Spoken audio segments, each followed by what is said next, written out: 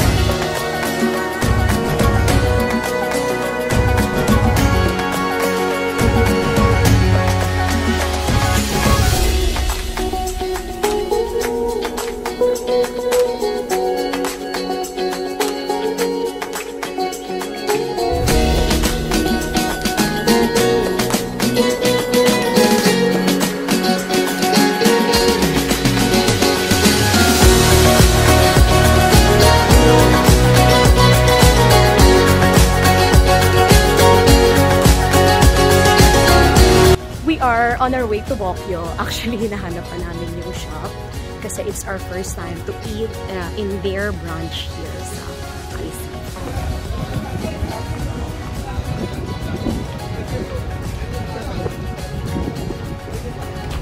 We found it!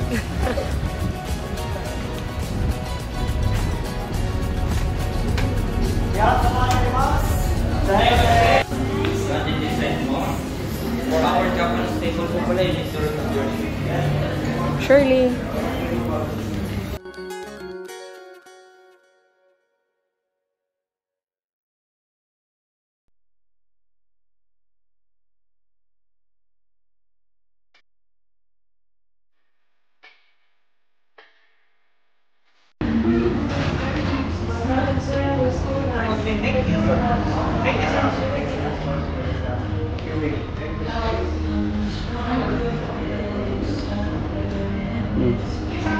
Yung Sapporo ramen.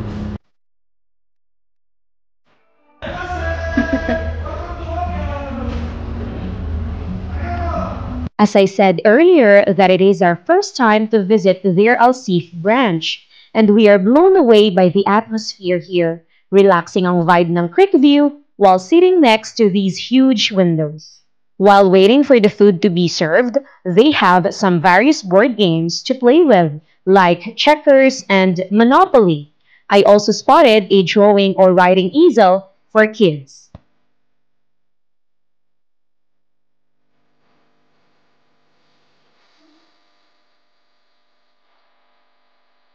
Russian hat. So here first the support for you, meat broth, mild, spicy. Alright. Good. And here's the soy soup with udon and beef. All good. Chicken gyoza with the gyoza dip and your K-pop fried chicken with the. Okay, I'll take this, yeah? And extra pulsa here. Are you okay with chopsticks or need some forks, guys? Chopstick na lang. Chopsticks are fine. Don't forget to mix your ramen well for the flavor and taste to be balanced. Jeremy? Thank you. Thank you. We just typically order 2 bowls for sharing and some sides. Kasi naman, very generous ang serving nila. Visit their official website, www.wokyo.com, to check their complete menu options with prices. We usually go to their 2 initial branches in Jumeirah Lake Towers and Al Safa 1. Those locations are great too, one by the lake and the other by the road.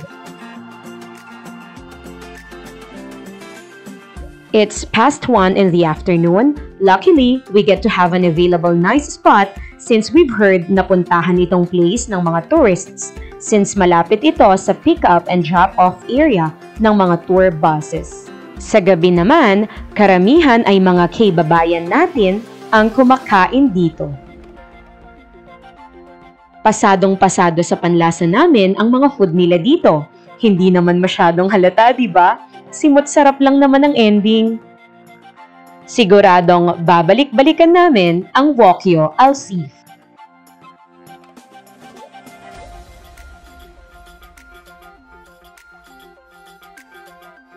Alsif is a 1.8-kilometer waterfront promenade which stretches along the bank of Dubai Creek and is adjacent to Al Fahidi Historical District. It was developed by Meras and was completely constructed in 2017.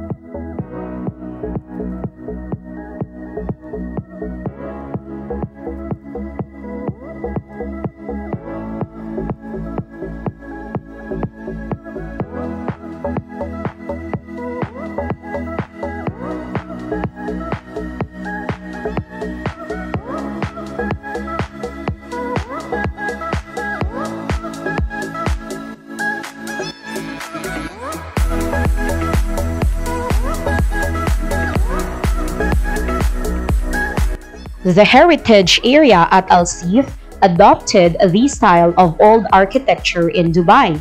while the contemporary area features modern architectural spaces.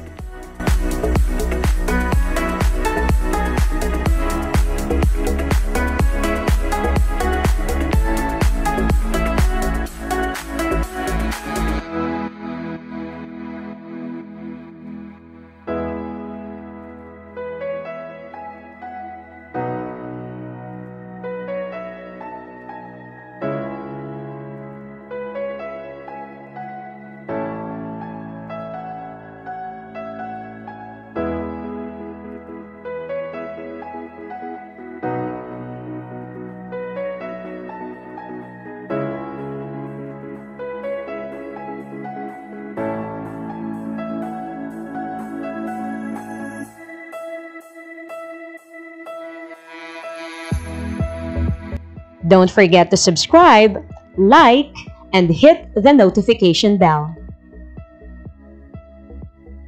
Thank you for watching. Until our next video.